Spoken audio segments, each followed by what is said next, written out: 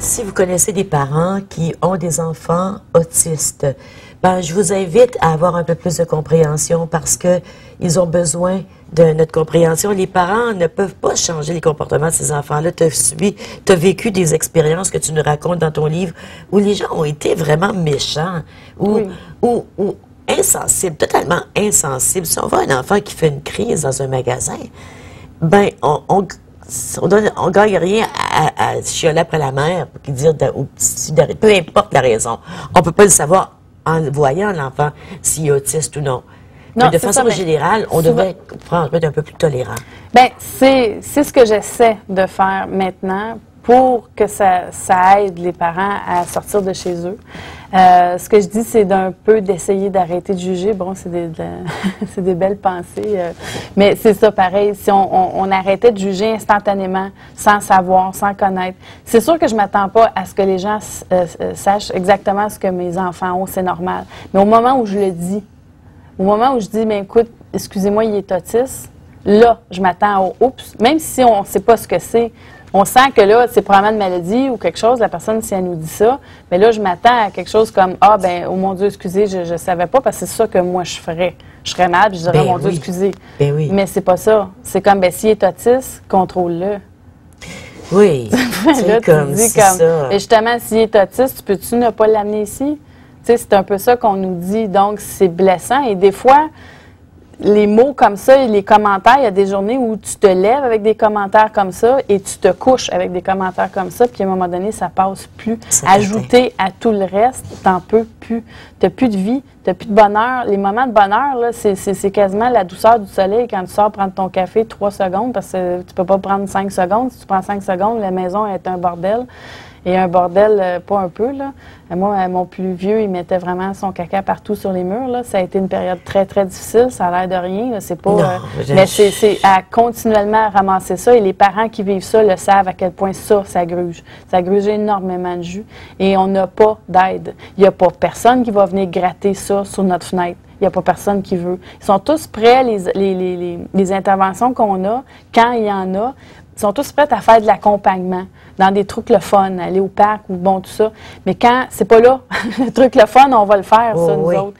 Mais quand c'est vraiment compliqué, quand c'est on a besoin à des heures comme des heures de repas, moi, combien de fois je fermais le rond? Parce qu'à 2 enfants qui foutent le bordel en même temps, parce que là, je suis en train de faire cuire, exemple, de la saucisse. Mais là, si l'autre a fait caca en bas partout, il faut tout que je ferme, parce que mon plus jeune, je ne sais pas s'il pourrait venir, tu sais, à une maison sur 3 étages, là, on ne prend pas de chambre.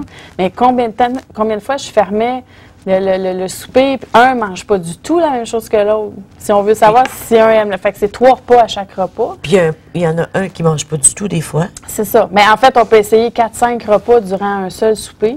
Et on ne peut pas les faire manger en même temps. Ils vomissaient dans mon assiette. Fait qu'à un moment donné, moi aussi, la bouffe, là, c'est devenu un problème pour moi parce que j'avais plus envie de manger du tout. C'était plus un plaisir manger. Là. On est des machines. On est des zombies-machines qui fonctionnent, qu'on se lève le matin, mais on n'a plus aucun intérêt pour rien. On n'a plus le goût parce qu'on n'a plus aucun plaisir. On ne peut pas vivre en n'ayant aucun plaisir dans notre vie. C'est impossible. Je ne crois pas à ça. Ça nous c'est du matin au soir. C'est du matin au soir. Puis tu le sais, le pire, c'est que tu ne te situes pas dans une évolution. Non. Donc, tu dis c'est pour la vie. C'est ça, mais pour toujours. Et sans aide. Puis là, sans aide, pas d'argent parce que... Puis personne ne le sait. Non. Personne pour sympathiser. Non, en plus, c'est ça. On se fait lever les yeux au ciel par les infirmières. On fait dire, bon, ben madame, amenez-le d'ici parce qu'il se frappait, il dérangeait à l'urgence. Mais c'est passé justement pour ici. C'est pour ça qu'on est ici. C'est ça qu'ils comprennent pas. Puis nos fils, nos enfants, ils n'attendent pas dans une salle d'attente. Je sais qu'il y a des cas plus graves que le pourquoi lui, il est là. Mais il n'attend pas. Il n'attendra pas. Puis il va faire une crise, il va se lancer par terre. Puis là, c'est comme, ben ramassez-le. Je suis pas capable. J'ai fait venir un médecin à la maison dernièrement parce que j'avais pas le choix. Je n'étais pas capable d'amener mon fils dans la voiture. Mais il s'est battu avec mon garçon. Ça a été infernal. Aucun respect pour mon fils. Rien. Puis je l'ai payé, ce monsieur-là, c'est très cher. Comment il s'est battu avec ton fils? Parce qu'il voulait y regarder le fond de la gorge. Puis à un moment donné, il disait « Hey, je fais juste te regarder la gorge. » Mais c'est parce qu'il parle pas. Mais là, il comprend même pas. Mais là, toi, tu as vu la prescription. Fait que tu dis rien. Parce que si tu chiales, il va faire ça, là, ce monsieur, puis il va falloir que tu lui donnes son gros montant aussi. Là. Mais c'est ça tout le temps, partout. Tu dis, ben voyons. Tu sais, moi, j'ai toujours dit, puis c'est pas la première fois que je l'ai dit à l'émission non plus, que les choses vont changer quand un politicien, dans une position de décision, de pouvoir, va avoir un enfant autiste ou un petit enfant autiste. Là, les médecins commencent à en avoir. Il est spécialiste, parce que c'est sûr, c'est généralisé. Donc, forcément, à un moment donné, il va avoir un médecin. L'aide que tu as besoin, c'est de l'aide pour le quotidien. C'est ça. Oui, l'aide pour que l'enfant apprenne. Mais toi, ça, c'est aider l'enfant. C'est qu'on oublie, on décrit l'enfant, on veut avoir des soins pour l'enfant, mais on oublie la famille. Complètement. Puis les parents ont besoin de psychologues. Puis tu dis que les parents doivent reprendre leur rôle de parents.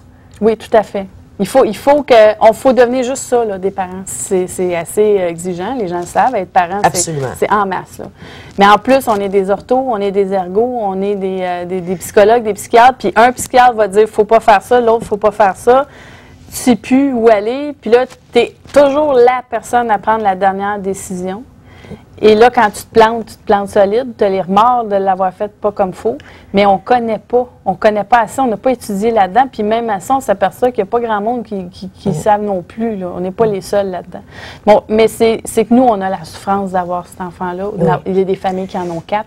C'est atroce, là. L'amour pour les enfants, c'est sûr qu'il y a une phrase, ça c'en est une que je voulais trouver, je vais voir si je peux...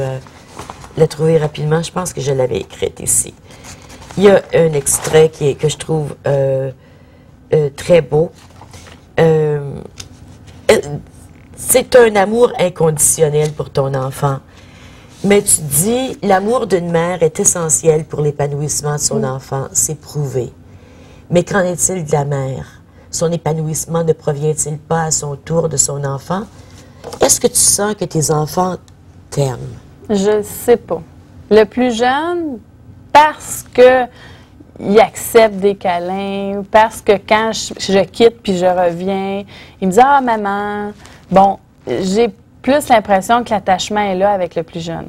Ça me fait du bien. Malgré que dernièrement, il ne veut plus mes bisous. Bon, c'était mon seul C'était son seul plaisir. C'était mon seul qui acceptait des becs. Puis là, il y a 8 ans. Puis là, c'est comme... Physiquement, il s'essuie, il n'en veut pas. C'est difficile à accepter. Fait que bon, je tolère ça, mais je m'en retiens parce que j'en ai besoin d'en donner. Ben oui. Mon plus vieux, ben lui, c'est bye-bye. Bye-bye. Là, il a appris le mot bye-bye. Hein. Fait que là, c'est bye-bye, bye-bye, tout est bye-bye. Fait que dès qu'on descend au sous-sol pour venir la voir, bye-bye. Fait que le contact est nul, ou à peu près pas. À 2 reprises dans le livre, il te regarde dans les yeux.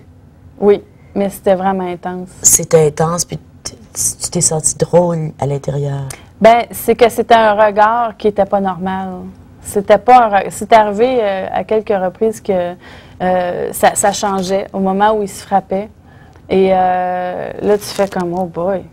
Il était intimidant. Mon plus vieux, les yeux bleus perçants. Oui. Et ça faisait très intimidant parce que c'est un enfant qui ne me regardait pratiquement jamais.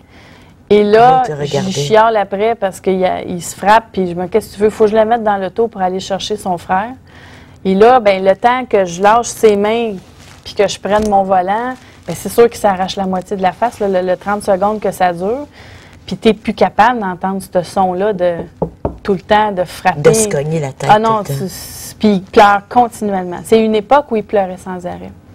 Donc, t'es plus capable d'entendre crier, d'entendre pleurer, tu veux juste que ça arrête. Puis quand, à ce moment-là, à un moment donné, c'est ça que je lui ai dit, j'ai dit, arrête, là, tu sais, ça va parce qu'on se fâche. Ben oui. Parce qu'on comprend pas, on se fâche. Ben oui. Puis là, il m'a vraiment regardé en voulant dire, je pense que tu comprends pas, là.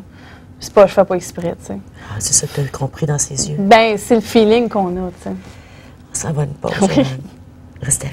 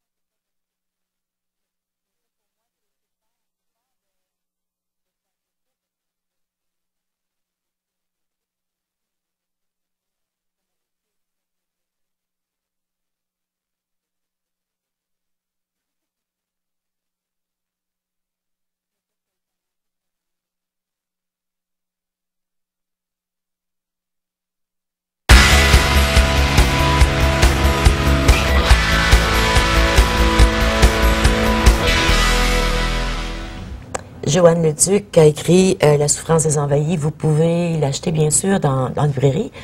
C'est publié aux éditions chez Béliveau Éditeur, qu'on remercie beaucoup parce que Béliveau Éditeur